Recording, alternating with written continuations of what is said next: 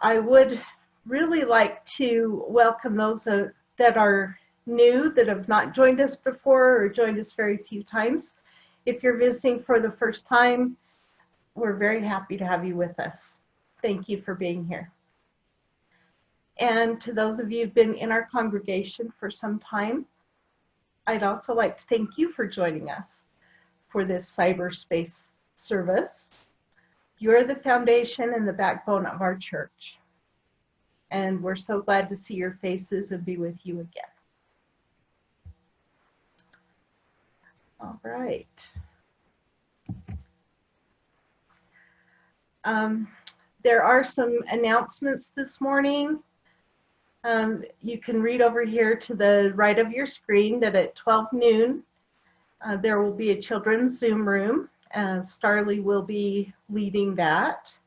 And then today at 6 p.m., coffee hour with Chalice.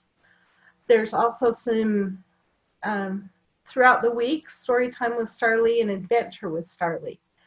So those are all done through Zoom, so we can all be safe. I would also like to tell you about this. In 2 weeks from now, on June 7th, after the service, we will be doing our general meeting for UUCO.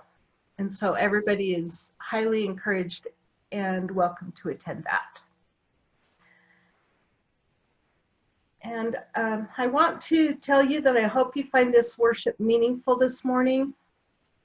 I want to remind all of us that we're participating in a free faith without restrictions or a specific creed or doctrine. Together, we're exploring life's most profound questions in a loving and supportive community.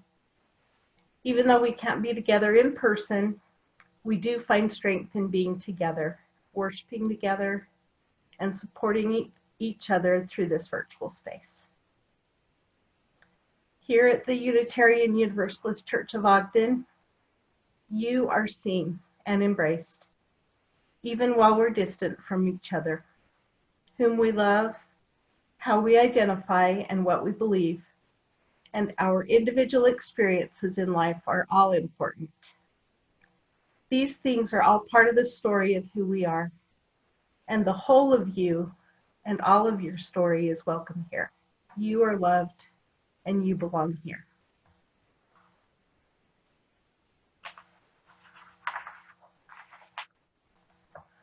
Okay, our call to worship this morning is from the words of Reverend Seth Carrier-Ladd, who serves as the minister of the UU Church of Muncie, Indiana. It's called Wind, Water, Sun, and it will be shared by Tracy Johnson-Faulkner.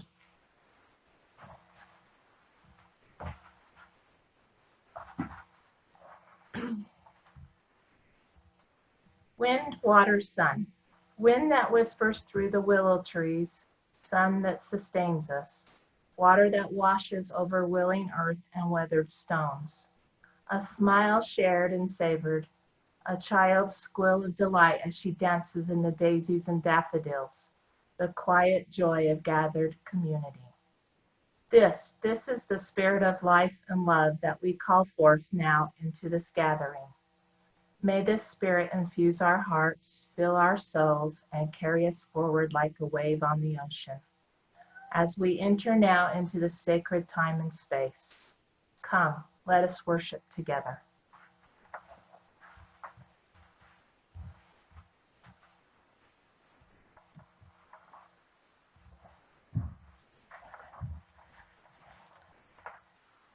Thank you, Tracy. Okay, now each week you use from across the world, light a chalice to mark the beginning of worship. This flame represents the spark within all of us, the light which calls us to something greater than ourselves, calls us to justice and service, to love and compassion, to living committed to our 7 principles. This morning I've asked Suzanne LeCain to light our chalice. and specifically asked her because so many Yeah, people have stated that they have a chalice that was made by Suzanne, and it means a lot to them. So go ahead, Suzanne, and please join me with saying the chalice lighting words that are on the screen. Okay. Here's our chalice. And Susanna's lighting the chalice. We light this chalice for the warmth of love, For the the light light of truth, and for the energy of action. of action. Thank you so much, Suzanne. Leave it to an artist to come up with a different way of chalice lighting. I love that. Thank you. Well, this is the first time that we've had a story for all ages since we've started our virtual service. So David has selected this story for all ages. So go ahead and let's watch this. Tell me the one about the virus again, then I'll go to bed. But my boy, you're growing weary, sleepy thoughts about your head. Please, that one's my favourite. I promise just once more. Okay, snuggle down, my boy, though I know you know full well. The story starts before then, in a world I once would dwell. It was a world of waste and wonder, of poverty and plenty, back before we understood why hindsight's 2020. You see, the people came up with companies to trade across all lands, but they swelled and got much bigger than we ever could have planned. We'd always had our wants, but now it got so quick. You could have anything you dreamed of in a day, and with a click. We noticed families had stopped talking. That's not to say they never spoke, but the meaning must have melted, and the work-life balance broke. And the children's eyes grew squarer, and every toddler had a phone. They filtered out the imperfections, but amidst the noise, they felt alone. And every day the skies grew thicker, till you couldn't see the stars. So we flew in planes to find them, while down below, we filled our cars. We'd drive around all day in circles. We'd forgotten how to run. We swapped the grass for tarmac, shrunk the parks till there were none. We filled the sea with plastic, because our waste was never capped. Until each day when you went fishing, you'd pull them out, already wrapped. And while we drank and smoked and gambled, our leaders taught us why. It's best to not upset the lobbies. More convenient to die. But then in 2020, a new virus came our way. The governments reacted and told us all to hide away. But while we all were hidden, amidst the fear and all the while, the people dusted off their instincts. They remembered how to smile. They started clapping to say thank you and calling up their mums. And while the car keys gathered dust, they would look forward to their runs. And with the skies less full of voyagers, the earth began to breathe, and the beaches bore new wildlife that scuttled off into the seas. Some people started dancing, some were singing, some were baking. We'd grown so used to bad news, but some good news was in the making. And so when we found the cure, and were allowed to go outside, we all preferred the world we found to the one we'd left behind.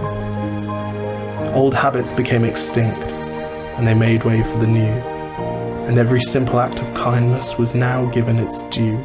But why did it take a virus to bring the people back together? Well, sometimes you've got to get sick, my boy, before you start feeling better. Now lie down and dream of tomorrow, and all the things that we can do. And who knows, if you dream hard enough, maybe some of them will come true. We now call it the Great Realization. And yes, since then there have been many. But that's the story of how it started, and why hindsight's 2020.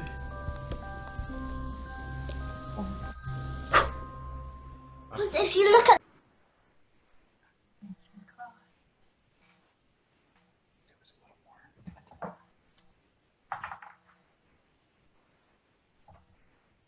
Thank you so much, David, for choosing that. That was perfect and very, very sobering, and it kind of made me cry a little bit.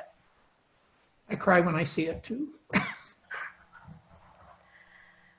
So as I was looking for a prayer for today's service, I turned in the hymnal, the great hardback hymnal, Singing in the Living Tradition, and up popped this verse from Ecclesiastes 3, and it just jumped out at me and it wanted to be shared. So everybody knows it, and you'll probably sing the song along as I read it. But there are some places in here that really speak to what is going on today. For everything there is a season, and a time for every matter under heaven. A time to be born, and a time to die. A time to plant, and a time to pluck up what is planted. A time to kill, and a time to heal. A time to break down, and a time to build up. A time to weep, and a time to laugh. A time to mourn, and a time to dance. A time to throw away stones, and a time to gather stones together. A time to embrace, and a time to refrain from embracing. That speaks to me. A time to seek, and a time to lose. A time to keep, and a time to throw away. A time to tear, and a time to sow. A time to keep silence, and a time to speak. A time to love, and a time to hate. A time for war, and a time for peace. At this time, I want to virtually embrace all of those who are suffering because of this pandemic. Those who have lost their lives, those who are fighting to remain alive, all of those who love them, those who are ill or who just need lifted up. I pray for them. I would like to lift up everyone in our congregation, everyone that's here today, everyone that you care about. May you feel an outpouring of love and light. I know we're on mute, and usually we say the name of the person we're thinking about or the people that we want to lift up together, but I would like to have you, if you would, type in the chat feature to raise someone up, to give them a congregational hug, to bring a sense of peace and caring to someone. If you would like to have a moment of silence now and type their name into the chat feature. They are in our hearts, and we are lifting them up together.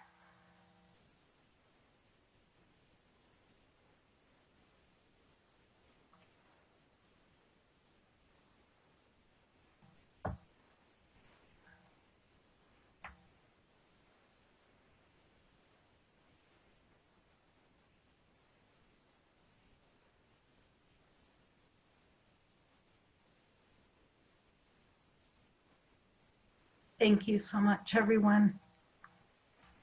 Blessings to all of those who have been named and typed and thought about in our hearts. And blessings to those who have named them.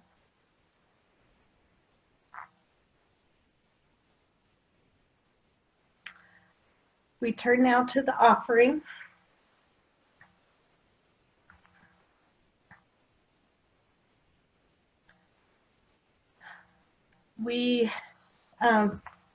The offering words come to us from Kayla Parker, and I'll read the offering words, and then we will have some, I'll go ahead and let you know if you choose to support us, how you can do that. We know that our financial contributions to this congregation come from sacrifice and hard work. We're so grateful for this and commit together to ensure that the funds we gather collectively do a greater good for ourselves and our world than they could have done alone. May there be an offering to sustain and grow the life and mission of this congregation. May we give in love and hope.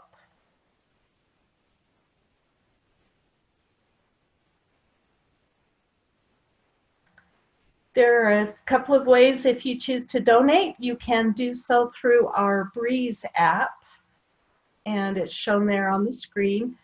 Right in the middle is a Give Now. You can also go to our website, uuco.org, and select the Donate button. And Jeff does have to go in once a week to the office, so if you'd like to send a check, you could do that as well. And while we're thinking about that and doing that, we're going to go ahead and listen to this song.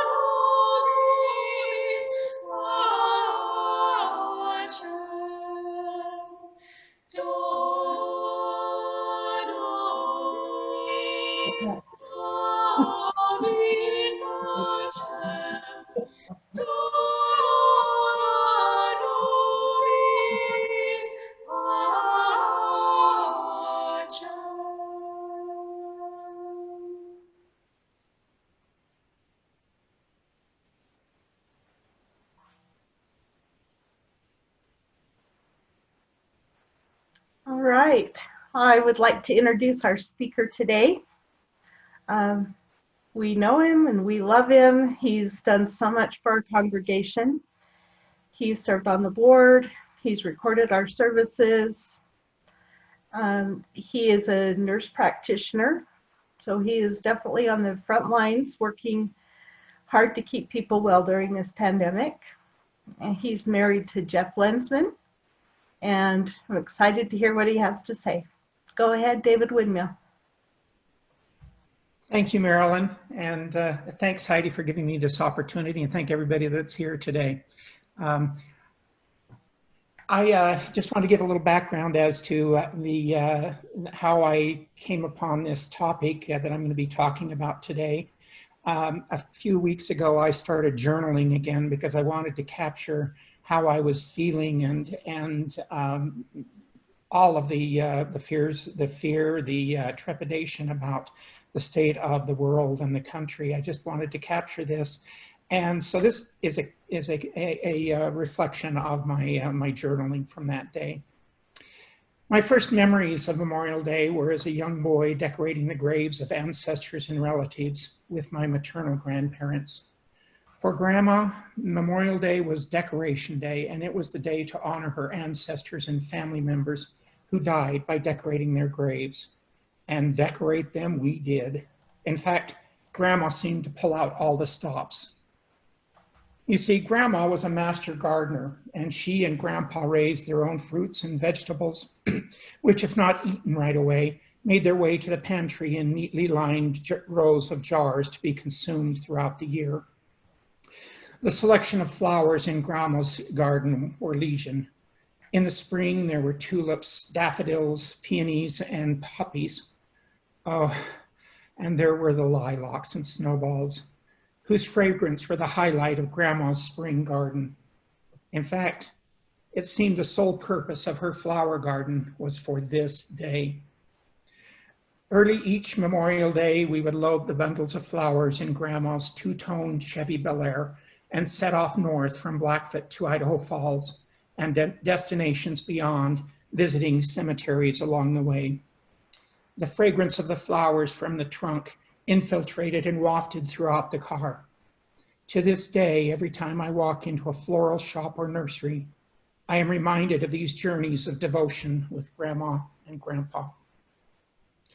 Along the way, Grandma would recite the relationship of each ancestor and their stories of coming west with Mormon migration and how they scratched out a living in the mountain deserts of Utah and eventually in the Lost River Valley, which sits at the base of the Sawtooth Mountains of central Idaho.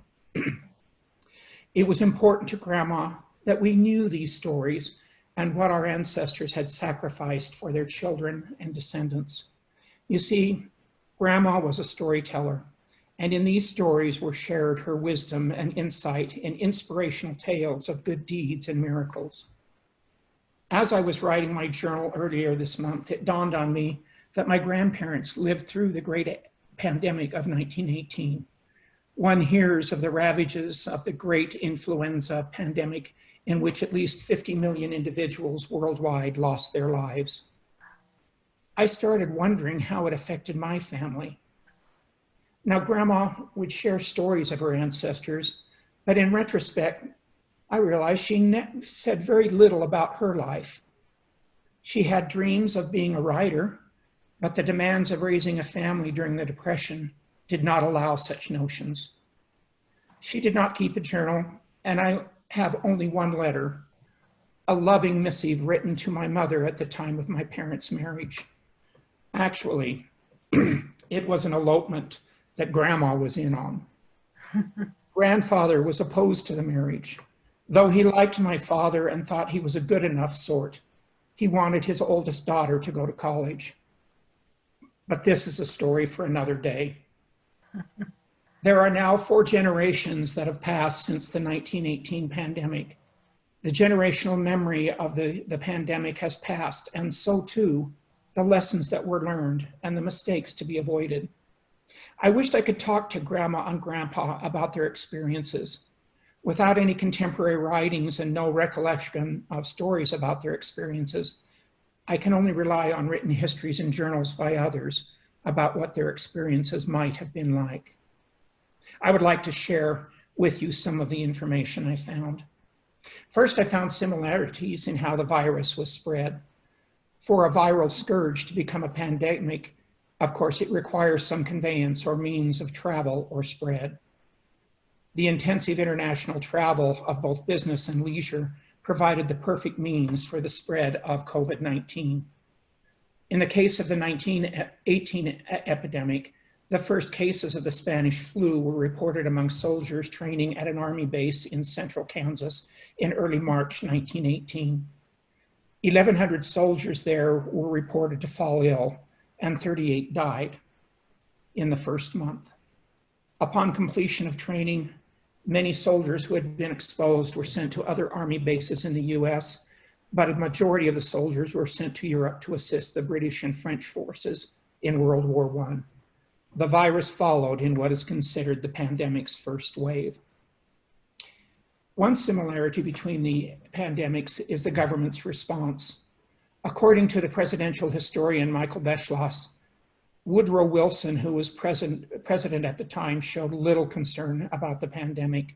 Likewise, Wilson showed equal disregard, never mentioning the pandemic or offering words of comfort for the suffering and death. During this time of war, Wilson refused the advice of his advisors to not send the soldiers to Europe for fear of spreading the contagion. Now, news was heavily censored so as not to spread fear or inform other countries about the situation and our weaknesses.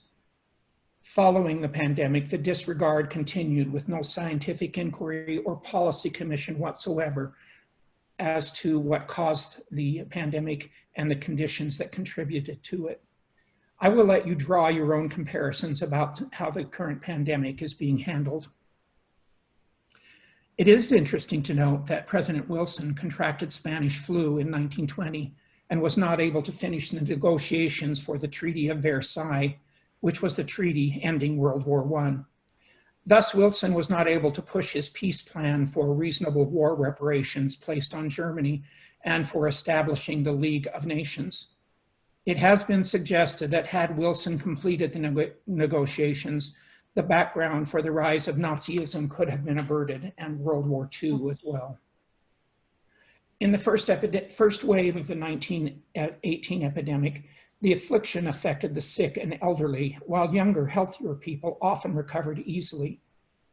By August 1918, the virus had mutated to a more lethal form, and a second wave began in France and the United States and spread globally.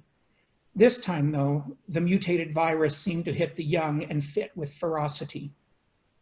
The highest mortality rate of the whole pandemic occurred in October 1918. And by the end of the pandemic in 1920, up to 50 million people lost their lives, and some estimates go as high as 100 million. The original source of the Spanish flu is not clear. The first cases of Spanish flu did not occur in Spain, and by all rights, the scourge could just as easily have been called the American influenza.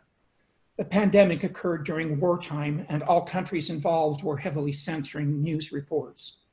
Spain, being a neutral country, was the only country reporting cases, and the name stuck. It is unfortunate that an influenza virus is often attached to a country, as it detracts from the fact that once the disease transmits to humans, it is not a respecter of person nor boundaries. Like a rolling stone, anywhere a virus hangs its hat is its home. The first cases of COVID-19 were reported in Wuhan district in China in late December 2019 and thought to have occurred when the virus transferred to humans from a wild animal market. It is interesting to note about the same time, a retrospective review of deaths to pneumonia in France revealed that these cases were actually cases of COVID-19. Wow. To date, according to the Johns Hopkins Coronavirus Resource Center, there are over 1.57 million cases, and we know that we are approaching 100,000 deaths related to COVID-19. And in fact, tomorrow we are expected to reach that level. Both the viruses that caused the 1918 pandemic and that in the current contagion were novel viruses, meaning that they had never occurred in humans before. As a novel virus, there is no established immunity or vaccine to hold the virus in check. And in the case of the Spanish influenza, there was no available vaccine at all, as the first vaccines for influenza were not developed until the 1940s. This leaves only non-medical approaches to control the contagion, which include quarantine, masking, social distancing, and hand washing. These strategies are intended to flatten the curve in an attempt to reduce the rate of infection over time, allowing for a gradual level of immunity to develop and relieving the pressure on healthcare facilities. In both the 1918 and COVID-19 pandemics, these strategies were met with varying degrees of success. Quarantine and isolation techniques were extremely limited in 1918 due to close quarters of housing in the larger cities and nearly impossible for soldiers fighting in the World War as they were forced into barracks or trenches.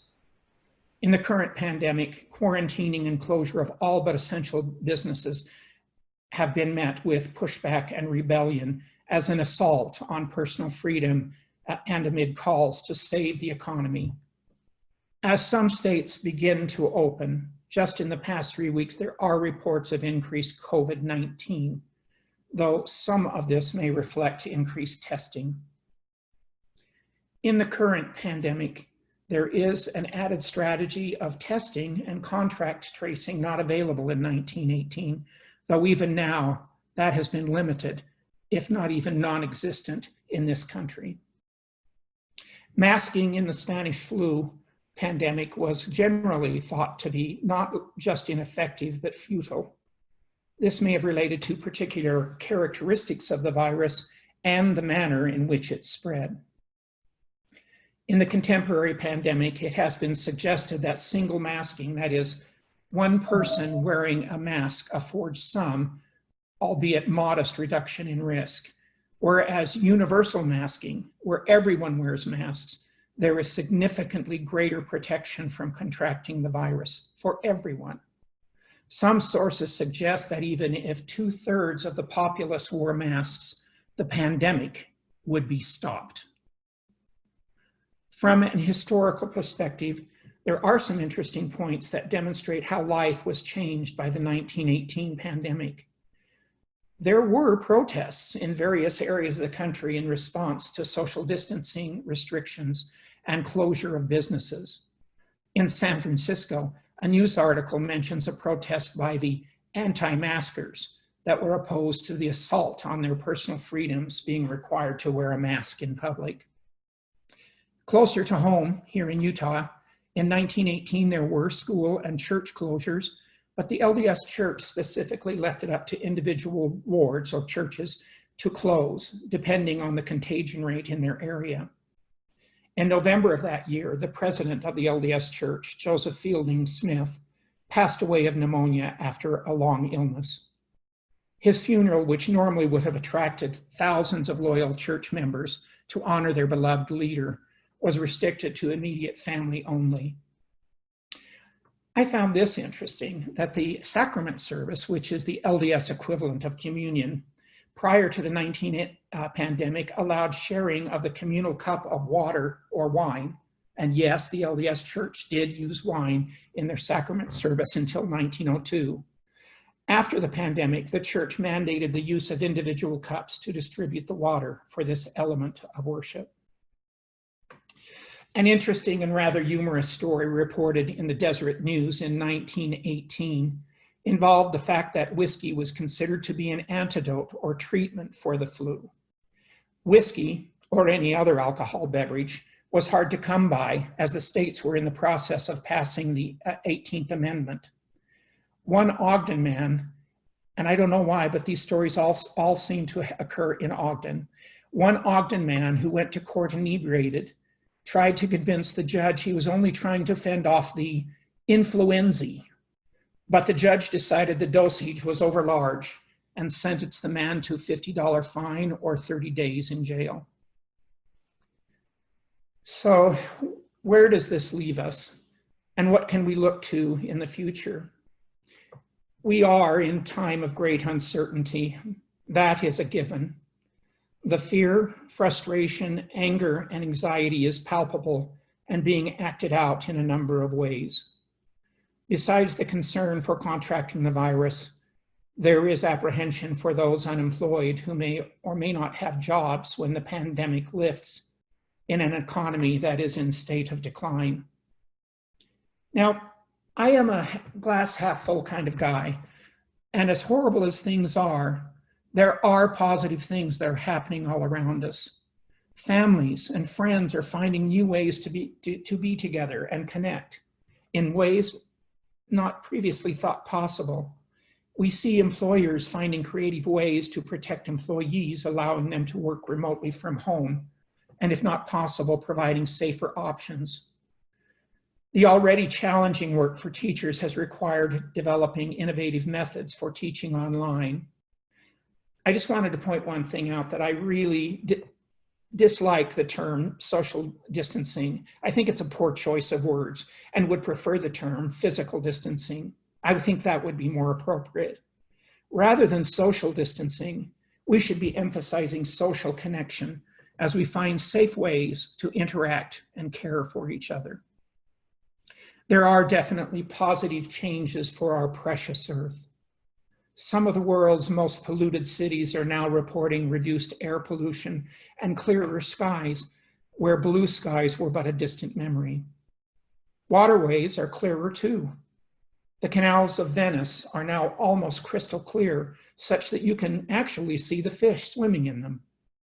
It's almost as if Mother Earth has had enough and pushed the reset button to remind us how deeply connected we are and reliant on her gifts of air, land, water, sun, and sky. Who knows? Maybe we will grow to like the world we have found, better than the one we left behind. So coming back to my grandparents, Grandpa passed away in 1987, and always one to get the last word. Grandma passed away in 2000, just a month shy of her 101st birthday. Today, we are driving to Blackfoot where they rest, and we will go to their grave sites and pause to think of the life they had together. I will think of the sacrifices they made and place flowers in their memory. We have been here before. Thank you, and namaste.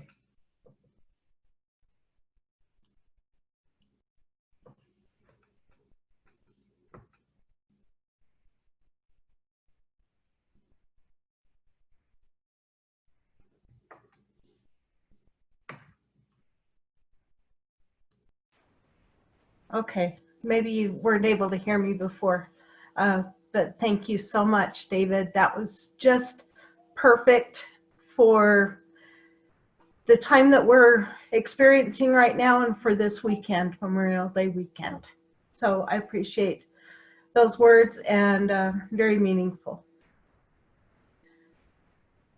I have a good friend, Kathy Cash, who is a singer-songwriter. She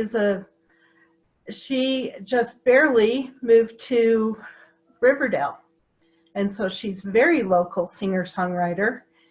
And in listening to some of her music on YouTube, when I heard this, it really struck me, and it was a very beautiful song. And Kathy is with us today, with us in our virtual service, and I would like to thank you so much, Kathy, for letting us listen to your music.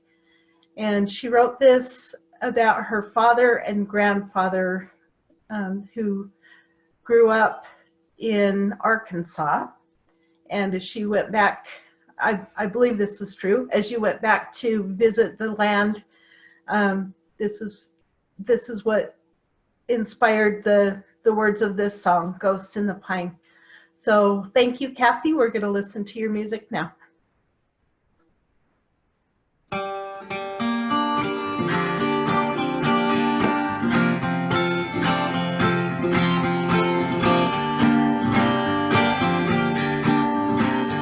I remember how proud he was of this land he loved, worked by calloused hands and my papa's blood. Born in the blue wire on this Arkansas land that gave birth to this mighty mountain of man. Ghosts in the pines call out my name, voices from the past echo in the rain. Amazing grace can still be heard as I walk this land. I remember every word.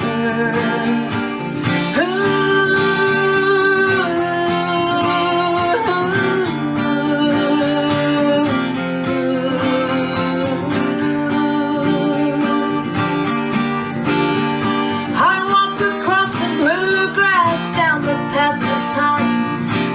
for my daddy and all he's left behind. On an unclouded day I can hear my family sing, telling me of heaven and the hope that waits for me.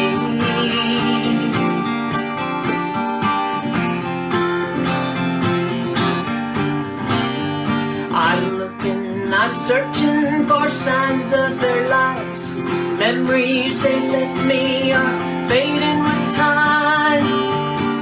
Songs that I hear from that angel band, words they are singing, I'm holding in my hand. The fences are tattered, the well has run dry, and all I can find are the ghosts in the pines. And all I can find are the ghosts in the pines.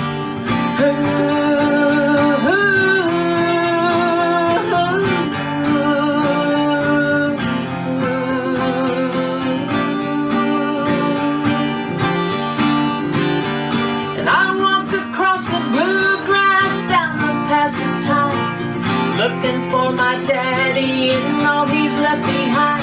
On an unclouded day I can hear my family sing, telling me of heaven and the hope that waits for me.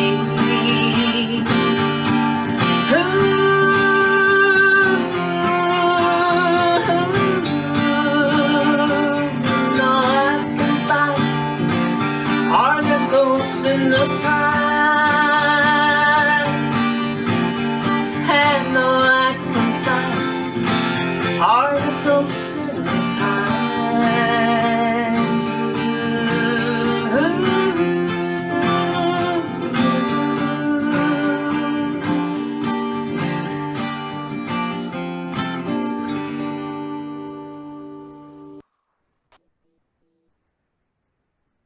Kathy, that could not have been more perfect. Thank you again for sharing your words and your talent with us. That was just beautiful. But it's time for our worship together to end. So please join me in saying the chalice extinguishing words on your screen. We extinguish this chalice, but not the warmth of love, the light of truth, nor the energy of Action. Our closing words today come from William Penn. He was a Quaker by faith who settled in the state of Pennsylvania. He was who Pennsylvania was named after in the 1600s, so that all could practice their light in safety. He writes this: "The truest end of life is to know that life never ends. For death is no more than a turning of us over from time to eternity. Death then, being the way and condition of life, we cannot love to live if we cannot bear to die. They that love beyond the world cannot be separated by it. Death cannot kill what never dies, nor can spirits ever be divided that love and live in the same divine principle, the root and record of their friendship. If absence be death, neither is theirs. Death is but crossing the world as friends do the seas. They live in one another still." That's it for today's service. Blessed be. And I want to invite everyone to stay. We do have, you can stay and chat and drink coffee together from your own coffee cups instead of our going downstairs and visiting and having snacks. We do have the room open for another half an hour, a little over a half an hour before Starlee uses it for the Zoom room for the children. So you're welcome to stay and chat. Thanks, everyone. Thank you.